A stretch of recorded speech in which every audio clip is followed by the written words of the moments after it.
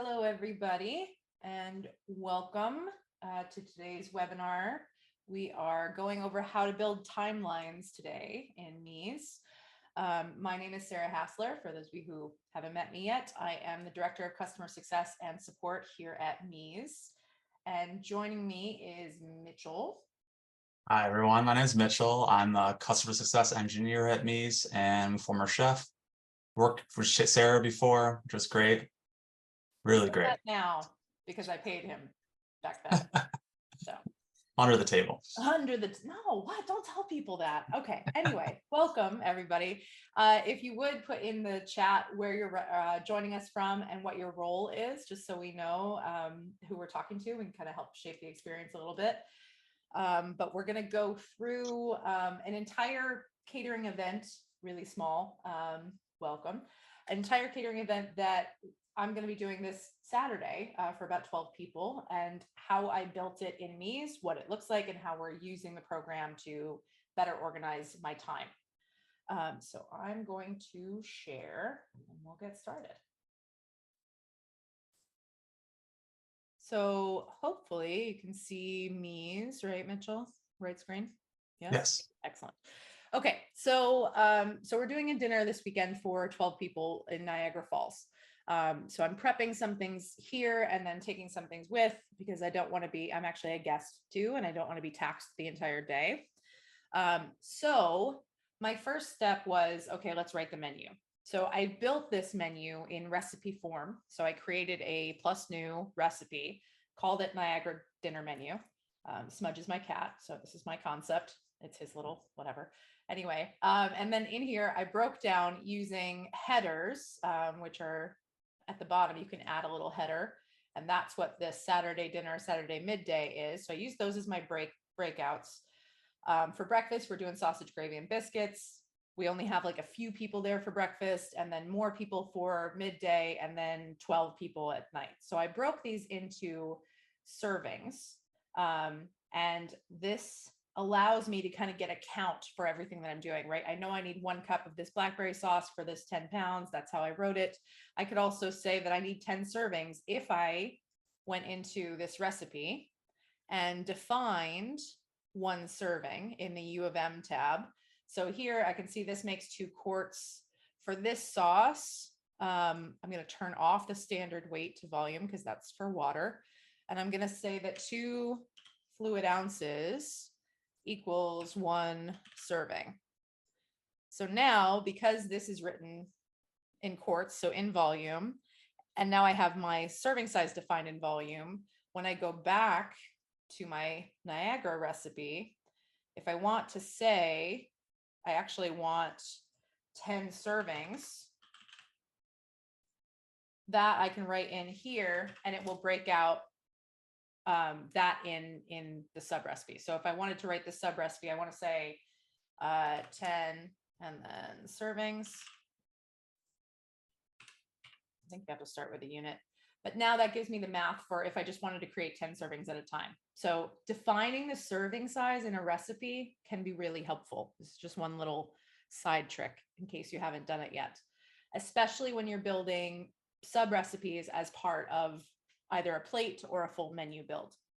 Okay, so I created the base menu here, and now I have I went in and just added sausage gravy, and then I decided to fill out the sub recipe. So I just created a new recipe at the bottom by saying, let's say I want to make, what was I saying earlier? Cinnamon lemon mushrooms. So if I click enter, nothing happens here. I'll just do that. Sorry, click enter there and write in here, cinnamon lemon mushrooms, allow that to populate, and then say create recipe, right? So now I've created a recipe. I haven't filled it in yet, but it's here. And I'm going to say 10 servings of that. Click done. Now I could go in to cinnamon lemon mushrooms and edit this recipe and add it in, right? So starting from the menu, knowing these are the recipes I want to create, I could have them all right there if I'm doing a catering situation. So I've got my menu. I've got all of my sub recipes filled out, skipping the cinnamon lemon mushrooms. I'll do that one later. but I have all these pieces. Now, how do I know everything I need to order for this? Like, where do I go from here? I've got to do prep. I need equipment and I need ingredients. How does that happen? So my next step is to go to this little kebab. So kind of an interesting little side note. Almost all of these little tech pieces, this little 3 dots, these 3 lines, they're all named for food, not because it wasn't our company that did it, but just in tech. So this is called a kebab and this is called a hamburger. Anyway, back to the kebab. So here, if I hit export and then order list, that will then email me a copy, right? So I'll get a CSV of this order list. So I have one here that I sent to myself last night. So this gives me every single ingredient that I need and the quantity and unit of measure that I need. Now, there's some tips and tricks here. When you're writing recipes, especially if you have multiple people writing them, you may end up naming things like I called salt kosher salt one time, and then I called it salt another time, and then I called it sea salt another time, right? Same thing in my kitchen. These 3 things are the same. It's all kosher salt. So they list out separately in this order list, but if they were all the same thing, if it was all kosher salt, then this total would be a total for all of the recipes that were on that menu, on that super recipe. So the way to fix this for the future, and just like a best practice in general, is to merge your ingredients on occasion. Mitchell, I know you do this a lot for clients. Yes, yeah, this is probably helpful to be able to minimize any ingredients that are on the list, be able to pull cost as well. Right. It's just really beneficial for a lot of businesses. So here I can see I've got these 3 salts. These are the same. These 2 fancy ones, okay, they can stay separate. So I'm going to merge all of this and I'm just going to call it salt because it's always salt in my head, and the U of M is for kosher salt, and that's already set. So now I've merged that. So the next time I pull an order list export, that's all going to read just as salt. One of the other ones I noticed on this is I have sugar and white sugar. Those are the same thing. We all know that. I don't know why I wrote white sugar that one time. This may be obvious that I'm not a pastry chef.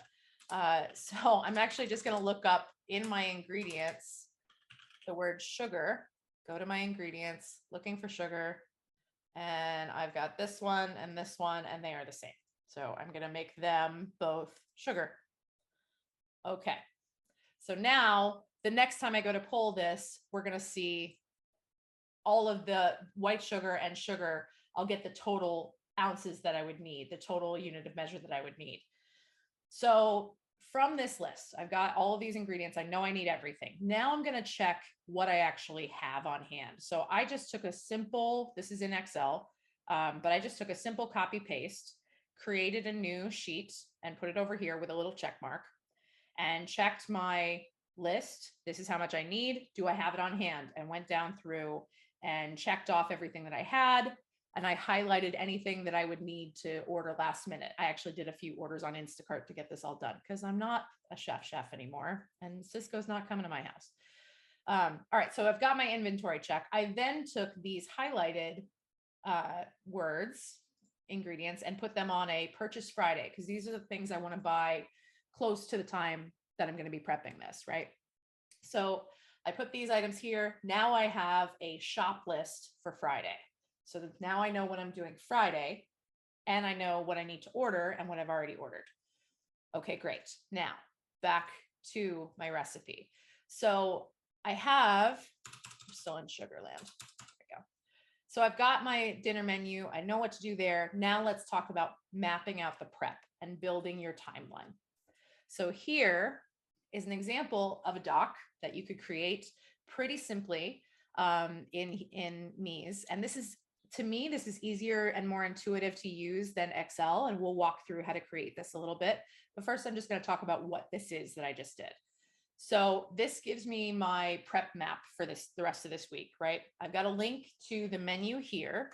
So that'll open up the menu itself, the recipe, which is over here. And then here I've got the next 5 days where I'm going to try to spread out some of this prep because I've got to work a full-time job and then go do this catering event. But, you know, we're never just doing one thing as chefs. We've always got multiple events happening at one time. So for this event, all I had to do today, soak cashews. I can tell you that I did it on my lunch. We're good. Tomorrow is sauce day. I'm going to make cashew, carrot, ginger, and blackberry ketchup. And these are links, right? So I created these and added in the links so that when you click on it, it will take you directly to the cashew, carrot, ginger sauce, right? Super handy to have. I've got all that in one place. I'm making the ketchup tomorrow, that one. Then Wednesday, I have a whole bunch of stuff to do and there's no time. So we're not doing anything Wednesday. Thursday, potato gratin and biscuits are happening. Biscuits are going to go in the freezer. Potato gratin needs to be made a few days ahead anyway. Friday, I'm packing my ingredients, shopping for produce, doing my last minute shop. And then Saturday, you can see all the little pieces I've got a la minute. But I tried to minimize, right? We try to spread it out so that we're not sacrificing quality over time, but we are knocking it out so that it's not all one big day, just like we do in normal kitchens. So this is giving me an idea of what my week looks like. Then I built my packing list.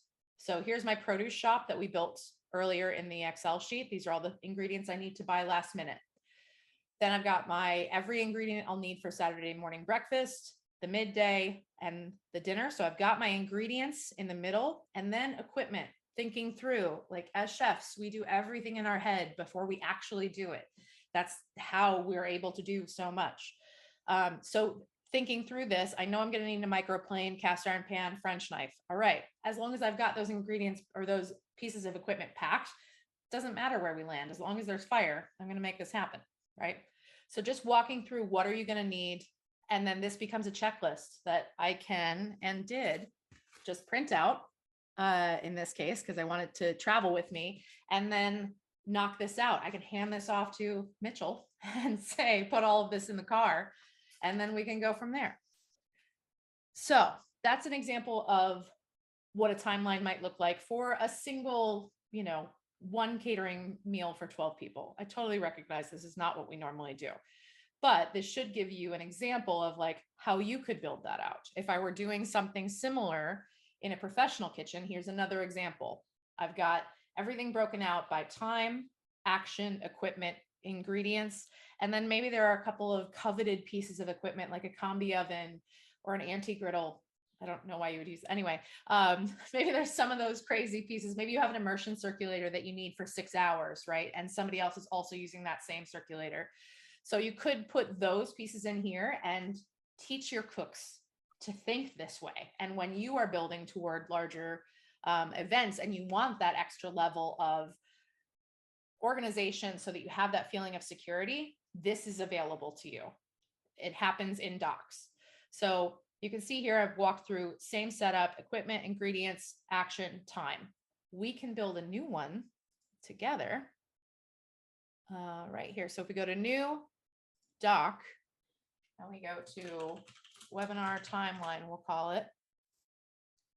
So the way to build this is by going to the table right here. And let's say I want the prep map first. So I want 5 days worth of prep. So I'm going to do 5 by 2. And then in the top, I'm going to start writing days of the week, etc. Friday. And then down here, I would start adding my prep. So chickpeas, make hummus. I could highlight everything, put it in bold, make it centered. We could go in and add more rows. So here it'll show you, if you hover over these buttons, they're very helpful. So depending upon where you are, let's say I want to add another row below this. So this one is insert row before, this one's below, boom, now I'm adding more rows. Let's say I didn't want that one, we can delete it. Say I want another column after the Friday, perfect. If I want to get rid of that, if I want a column before the Friday, anyway, the controls are right here. Makes it so that you can kind of like customize this just to fit your needs as you go. And then if I wanted to make anything a link, so I highly recommend having more than one tab of your Meez account open, especially when you're creating docs. The simplest way to do that is to go to the top of your tab and then right click and hit duplicate.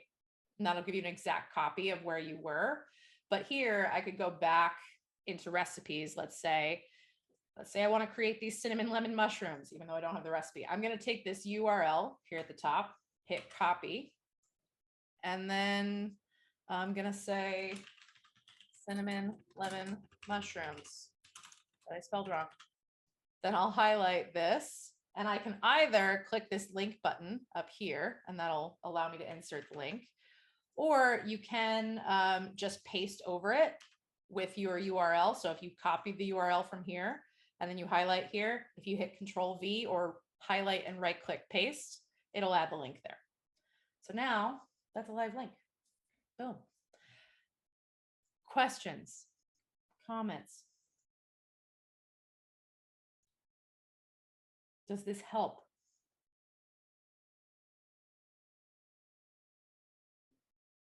Mitchell, does this Can you point me towards where you got into the docs? Oh, there it is. right here at the top? Yep.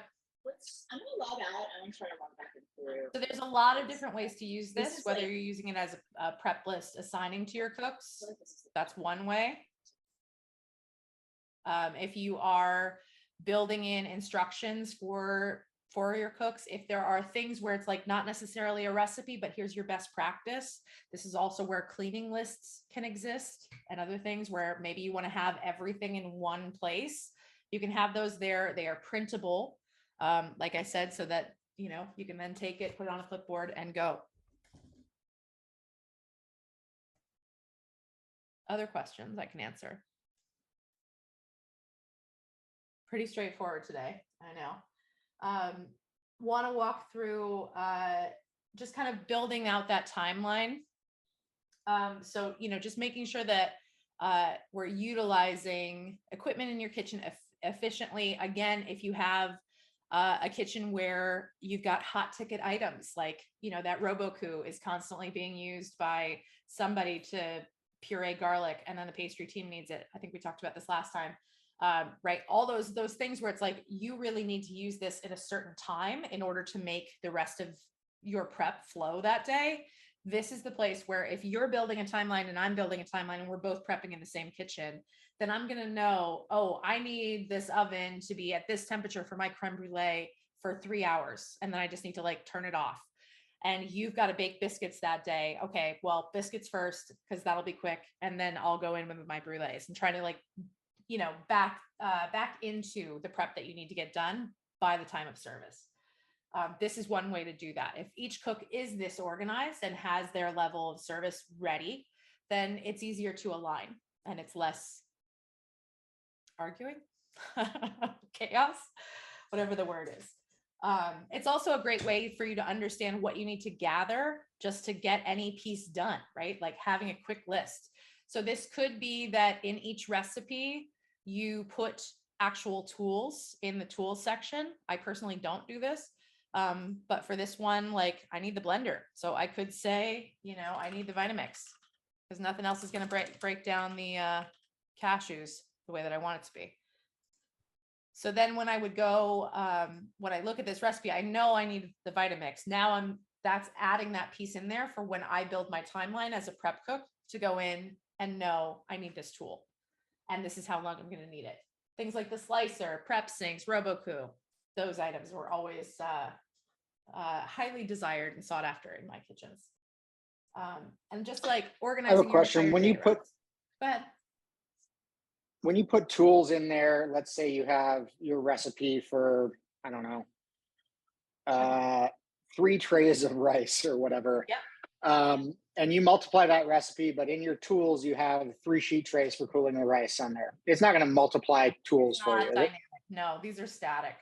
So I often use these for organizational tags instead of actual tools, even though it says tools.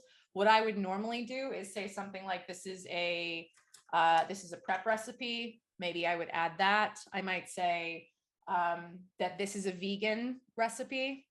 This is actually vegan and gluten-free. So I might add that, because where I think tools actually comes in handy is the fact that they are filterable. So what I mean by that, if you go back to the recipes page and hit show filter, on the right-hand side here, you'll see tools. So I could like filter by, show me everything that uses a bench knife. Seriously, are you ever going to do that?